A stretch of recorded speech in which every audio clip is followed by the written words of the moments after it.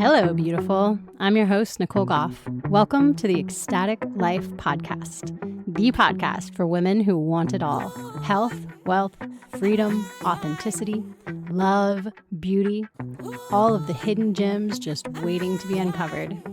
This is the podcast for women who are ready to discover their inner creatrix, to discover their inner manifester, and who want to find the ecstatic in every day. Hello, beautiful souls, and welcome back to the Ecstatic Life podcast. Today, on the second week of my break between season 1 and season 2, I am releasing an interview that I did on the Better Brave podcast with Candace Dudley. Candace is actually a podcasting mentor and podcast guesting strategist, and I have recently utilized her mentorship to prepare for my season 2 launch, which will be in January 2026. On this episode, which is audio only, so if you are on YouTube, it will just be a little wavy line instead of our beautiful faces for this interview. But on this episode, Candace interviewed me about my journey from burnt out, totally stressed out mama, on the verge of divorce, to my ecstatic life journey through ecstatic dance, self-care, nervous system healing. And we also talked about ecstatic dance being the impetus for Ecstatic Life, my branding, and this podcast. I know you are going to enjoy this conversation. It's a lot of fun to be on the other side of the mic and be interviewed. And if you have not heard or listened to Candace Dudley, make sure to go check her out at the Better Brave podcast as well.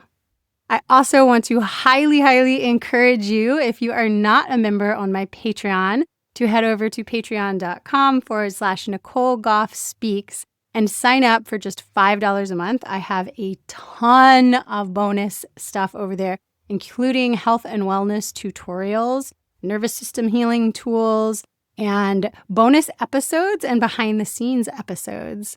So if you can support this podcast, especially in my new launch for season 2, it would mean the world to me. Thank you so much, and I hope you enjoy this special episode. All right, welcome back. I have a special guest on, Nicole Goff. She's a poet, a writer, a holistic life coach, homesteader, homeschool mama. She has all the titles, wears all the hats, and she really guides women by bringing back the joy in their lives through her Ecstatic Life coaching. So welcome to the show, Nicole. I wear many hats. I run a homeschool cooperative. This is the third homeschool cooperative that I have run, and this one is a not-for-profit. I have 5 kids. My eldest is 18, and she has 1 son, so I'm a grandma. And me and my eldest started a birth coaching business together because her dream is to be a doula. When she became pregnant her last year in high school, I said, well, you know what? I'm going to help you realize that dream so that when you have your son, you're going to be graduated from homeschooling with this doula career in hand, ready to go. We launched Aurora Holistic Birth last year. My daughter is Aurora, and so I help her with that business. I do not do hands-on support because I'm not into getting that like intimate with people hands-on. That's her thing. But I do all the business side of it and the coaching. Historically, I have done administrative assistant work. I've helped people with business creation. And now in this last year, I've also launched my own coaching business. So I do coach women who are ready to make big life changes, who are ready to step into their power. A little backstory on that. A couple of years ago, I was super burnt out, do it all, super mom, running multiple different co-ops and not-for-profits, working freelance for people, wife, all the things, and wasn't doing anything fun for myself, wasn't taking care of myself. Oh, and I homestead, so I was also taking care of like 50 animals. Oh my gosh. Yeah, so milking goats and like, all this. And I'm like, I got so burnt out and I got to the point where I just was like mad at everybody else and resentful of everybody because I was just murdering. I was doing, giving to my community, to my kids, to my husband. And I wasn't like refilling my own cup. So I finally just kind of had a break where I was like, I was ready to leave my marriage. I was like, put my house on the market. I was like, I got to get out of this house. I just got to get away from everything. And I got some really good coaching. It helped me to see where I needed to kind of turn things around. And I started taking care of myself, started making time for what I loved and taking care of my body, refueling myself so that I could give from the overflow instead of always trying to give Mhm. from this empty cup. After a year, I had really like turned everything around, my health, all kinds of things. Like my life had just done a 180 and I just felt so good. Came into something called ecstatic dance. Have you ever heard of ecstatic dance? No.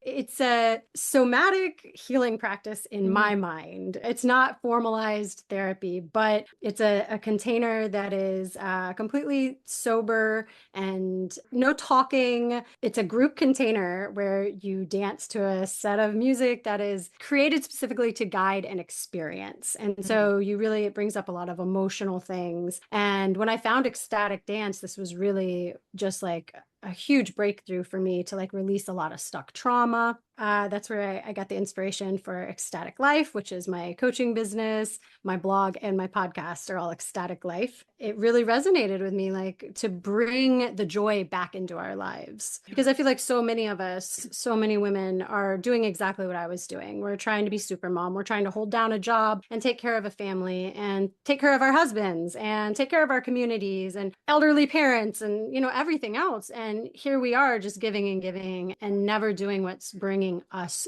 joy and really Mm. concentrating on our pleasure. These things really inspired me to, as we do as coaches, to take that and want to give it back to my community, Yes. to other women in my community. I started Ecstatic Life. I started the blog first, and now I've moved on to podcasting recently. And so I'm trying to get this word out to other women that there's ways, simple ways to bring joy back into your life, like one self-care thing at a time. I love that. I do relate to that a lot too. I think I have my own burnout story, and it is similar to yours of wearing all the hats, taking care of everything and everyone else, forgetting to return the favor to myself and also take care of myself. And then the dance thing, that's interesting. It reminds me of I've had some breathwork sessions done, and beforehand, the breathwork facilitator, the lady in charge, she had us dance for a certain amount of time to begin that. So I wonder if that's even connected. And I know I'm a believer that we have emotions in our body, and movement and things like that can like move things through. So that's really an interesting thing that you experienced, and it triggered this next step for you. So tell me about that business. You call it Ecstatic Life Coaching. Inside that business, what does living ecstatically mean to you? And why do you think, as people, and especially women, we settle for less than that? We settle less because that's what we have been programmed to do. Mm. Unfortunately, we're living in a culture right now that really promotes women to live in their masculine energy most of the Hmm. time. We had the feminist revolution, which brought about equality that was needed, but at the same time, it has kind of created this competition mentality in women. And so we're striving in a very masculine way. And we've Hmm. been taught that this is good. We've been taught that you do that in your job, in your career, but you come home and you micromanage your husband and you micromanage your children. And so you never take that hat off. You're constantly in your masculine. And that is respected and that is seen as good. Like you're a good mom and a good wife and good employee or good business owner or whatever. If you are in that, like, we call it like the boss babe and the boss bitch and Yes. it's like Yes. super mom, and that's actually looked up to. What I think most of us don't realize, and what I didn't realize until a couple of years ago, is that that is draining for our feminine energy. So as Hmm. like feminine bodied people, as women, we need to be in that feminine flow most of the time. And so to be in that masculine energy all the time is completely draining for us. My big thing, like that was my turnaround. Dr. Kelly Brogan, I think, coined the term feminine reclamation. She wrote a book called The Reclaimed Woman. And I read that and I started listening to Kelly Brogan's podcast. And that was like this huge eye opener for me. And I was like, oh, ah, that big like sigh of Yes. like, oh yeah, and so part of that back to dance too. Part of that getting back into your body, like dance is such a feminine way to connect to our bodies. It's such a feminine thing to do with our bodies. Really, what I facilitate is that coming home. Mm. And I've got a couple courses that I'm creating right now. They're called the Ecstatic Habits. The first one that's being released, that one is the baseline, which is a health reclamation. So it's a 7-day detox and diet program, and each one will build on the next. And it's about reclaiming yourself from the ground up. So, starting with your terrain, starting with your body. And then there's also like it's totally holistic, the spiritual aspect, the heart aspect, the mind aspect. So really like working with your full self and creating all of these easily accessible and understandable tools that you can habit stack. I'm huge on habit stacking. So taking all of these little pieces and making it digestible so that people can integrate the parts that resonate into their lives. And eventually, I know from experience, you turn around, however many 6 months later and a year later, and you look back and it's like, wow, I am a completely different person just by doing these little daily things and adding to them. Let's talk about a couple of those things if you don't mind sharing. What would you recommend for someone listening that is wanting to experience more joy and ease in their life, like you're talking about? I think you asked too, what does an ecstatic life mean to me, or what does that Yes. look like to me? To start with that to me is really feeling good in your body. Mm. To feel joy. And that doesn't mean to be happy all the time. This isn't like plaster on a fake smile, fake it till you make it, like that's Yes. not like that at all. I'm a firm believer in feeling our emotions, which is like the depths of grief and sorrow. That can be just as ecstatic. There is like what I call exquisite pain. And Mm. those can be such, huge learning lessons for us. It's not, to go around just being happy go lucky all the time. I mean, if that's your nature, that's the wonderful, awesome. Yes. But, that's not everybody's nature. For some people, they're more low energy. And that's not to say to try to be in this like bubbly state all the time. It's to really feel your emotions and to really connect with who you are and your wants and desires inside. First, I think you have to strip away a lot of conditioning. That's why I've created these programs to really get down to the core. A lot of us are walking around with brain fog. We can't even think because our diets and our daily habits and the thought patterns that we're stuck in, we're not even able to really get to the core of what we want. Also, with the martyring, we're giving, giving, giving, never thinking about what it is we want, need, and desire. To start off, the first thing is the stripping down, starting at the base and building back up and identifying, what are those things? One of the first things that I did was to start making lists of my like hell yeses and hell nos. And it's hard to even get at that when, you're walking around with brain fog and your to-do list that you're trying to check off and you're over caffeinated or drinking wine in the evenings to compensate for the anxiety. And first you have to strip down, get still. Meditation helped me and helps a lot of people really to get still. But that can even be hard as a first step. That's kind of a further step. But making lists like what makes me actually feel joy, what feels good, what bubbles and is alive inside of me, and then what makes me feel terrible. Like, for me, for me, one of the things was like doing the dishes. There was like so much resentment around doing the dishes. I mean, it's such like a silly thing. So my hell yeses and my hell nos in two distinct categories. And there's a lot of stuff that's kind of in the middle, but to focus on that, like what really brings you joy and makes you feel alive and what makes you feel like drudgery and terrible. And then honoring those. How can you honor your yeses? How can you bring more of that in your life? And how can you honor yourself in those nos? Can you get somebody else to pick up some of those things, or can you actually find the strength in yourself to say no if you're doing stuff that you're not loving? I bet a lot of us are walking around and we don't even know. I know I didn't know what would be on those lists. I didn't know. It's almost like you lose yourself in the process at some point, whether it's burnout, whether it's motherhood, whatever. But somewhere along the line, we can forget like what things do we like to do. And I know I had to try certain things out and just like see if I still like this, or maybe I might like this. Let's try it, because I was so out of touch and just checking boxes every day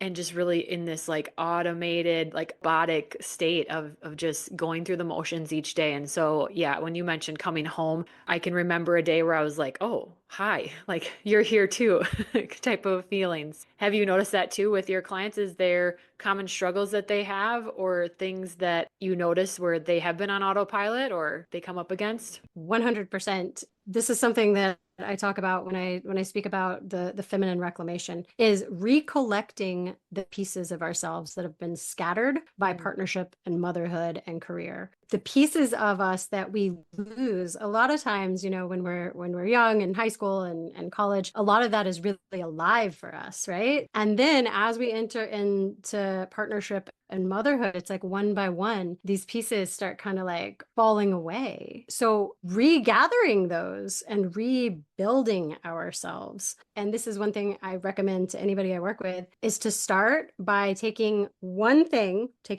step each day toward reclaiming your personhood. So for me, that was a bubble bath, just a very simple self-care thing. So for a half hour, that's what I started with, a half hour every single day. Kids, my little ones, would always want to get into the bath. We had this like huge garden tub, and they're like, oh, it's bath time. Let's all get in with mom. And I would not respect my boundaries with that.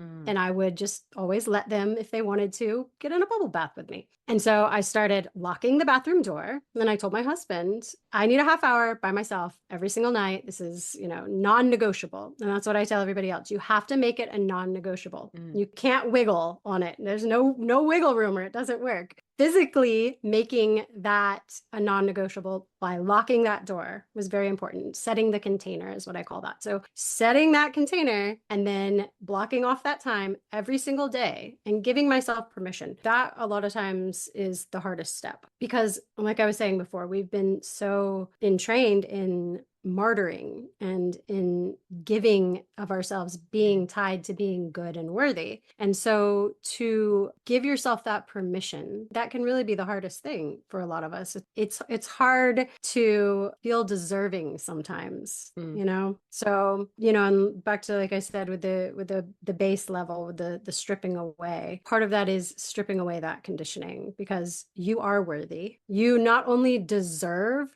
to have that time to yourself, but you require it. Like, Mhm. it is a requirement to be a good partner, to be a good mother, to Yeah. have that time for yourself. Otherwise, you can't fill from an empty cup. You can't give and give and give, or you become resentful and you're not mothering, you're not caring from a place of joy at that point. It's Right. something that you have to do. Right. And I know it's part of my story of looking around for permission from other people. And what I realized was nobody's walking my same path. And especially if they haven't been to where I'm trying to get to, I can't get permission from those people. They can't even give it to me, even if they wanted to, because they don't understand. And so that makes me think of this situation, like your personhood that you're calling it, that motherhood, and you as a person is a completely unique journey. You can't get the permission from someone else because they aren't you. So it really needs to come within. 100%. You can't set it up as asking permission to, because I think that was something that I had done in the past, like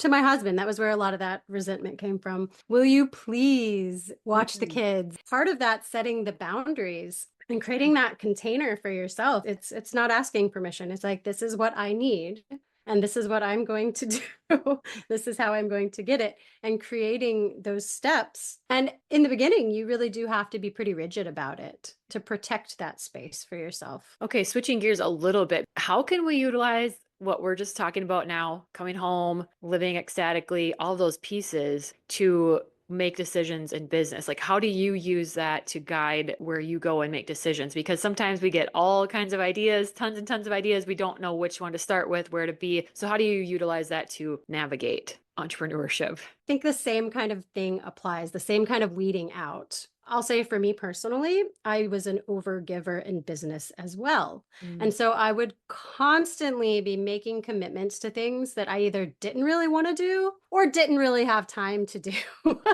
So I would overbook myself and I would take on projects that I didn't feel passionate about, or I would work with clients that I didn't want to work with, that didn't align with me, again, with the martyring myself in that way. And so when it comes to business now, I operate in the same way with those boundaries, feeling into my yeses and into my nos, taking on only projects and clients that I feel resonant with. Again, it's hard for a lot of us to set those boundaries, and we struggle with people pleasing and not wanting to feel like a bad person, not wanting to feel like a mean person. And I know there are people on the other side who don't have a problem with boundaries and maybe are, completely on the other side of the spectrum, which is not necessarily in, my zone of genius.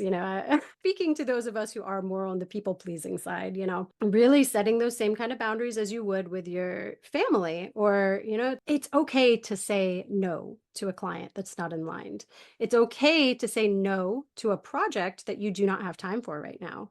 And really getting clear with how things feel in your body. When you are able to brush aside a lot of the extra noise and really get clear how something feels inside of your body, it's pretty easy to detect whether it's in the yes category or the no category. Because if somebody proposes something to you and immediately, you're feeling, for me, there's like a heat, a flush that like rushes up me, or a tightening in my shoulders. Like I feel it in my body going, ooh, you're like, no, I don't like this. And honoring that, and even saying like, hey, right now, I don't think I have time to really get into this project. Can we talk about this again in a month? But yeah, really, really honoring and staying true to yourself and in alignment with what brings you joy, because we are going to be the most productive and make the most money when we are living in that alignment and in that joy. I agree. I agree. And I look back on my own entrepreneurial journey and I can clearly see now, like, I was still in a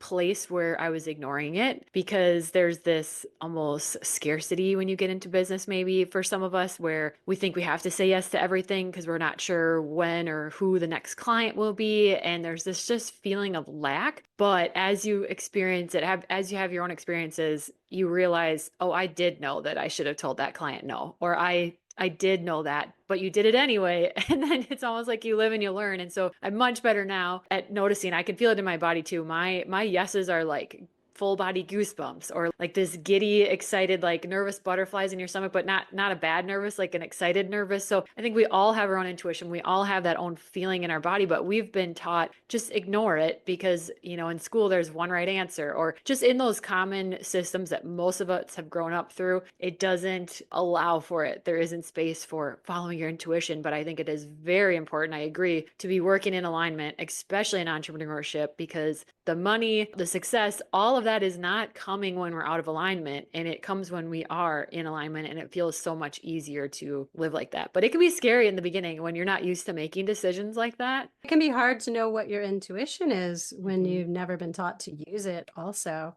Yeah. And so that's why, like I said, with my programs, it's always starting with a stripping away and, getting quiet and getting down to what things feel like inside of you. Mhm. And some things are very clear. So if you can start by identifying, there's very clear yeses and very clear nos for everybody. So if you can take the most salient one and then really like think about that and embody it and say, okay, so where am I feeling this in my body? What sensations are coming up? Yeah, butterflies in my stomach and goosebumps. And yeah, I resonate with that because I'm the same. I get full body goosebumps up, and I'm like, yes, this is something that's alive for me. And it's different for everybody. Maybe it's like a tingling in the top of your head, or a flushing in your cheeks. But if you can start identifying that and write it down. I'm also a big proponent for like journaling and keeping track of things because that helps. So identify, what do I feel? What are the sensations that happen? And then with the nose, think about something that you absolutely hate doing.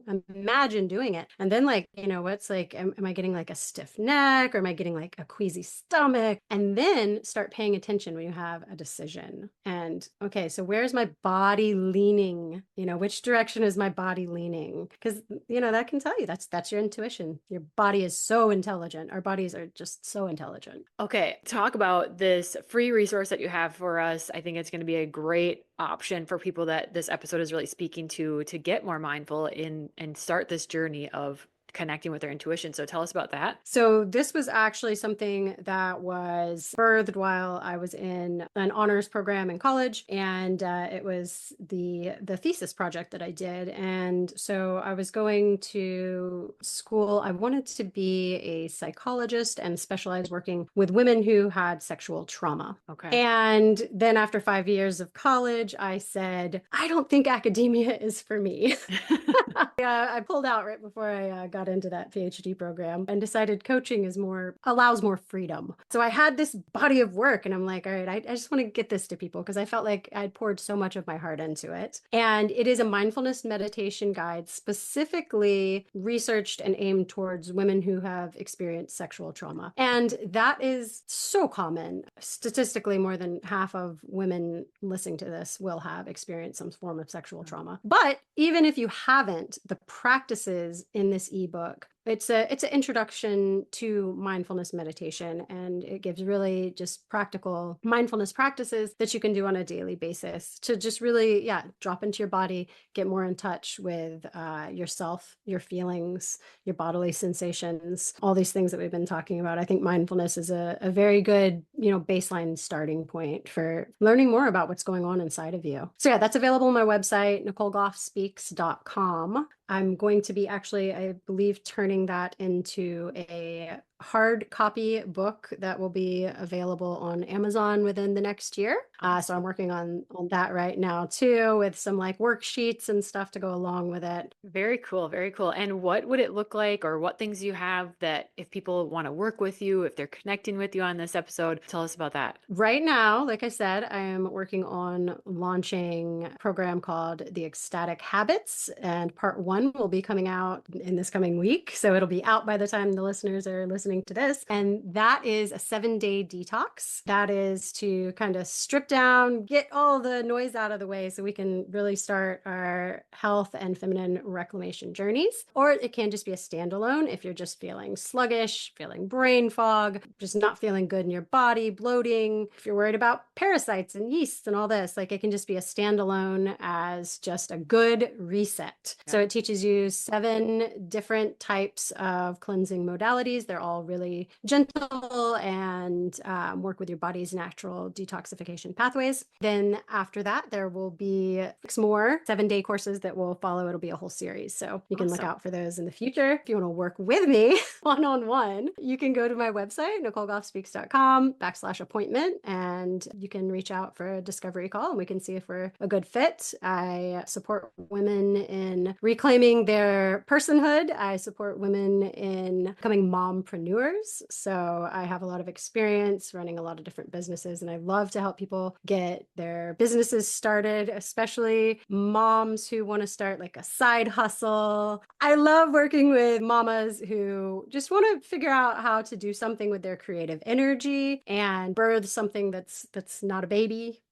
Yes. So that's another passion of mine. Also with health and wellness. I have been on a big health reclamation journey for many, many, many years, decades. I love to share my knowledge about diet and nutrition and exercise and various cleansing modalities. So Instagram, Nicole Goff Speaks. So Nicole Goff Speaks, Facebook, anywhere you can find me under that handle. Perfect. I will link everything that we just mentioned in the show notes so you can go find Nicole and let her know what you thought of this episode. Thanks so much for being on. Thank you so much for having me. It's good to connect again.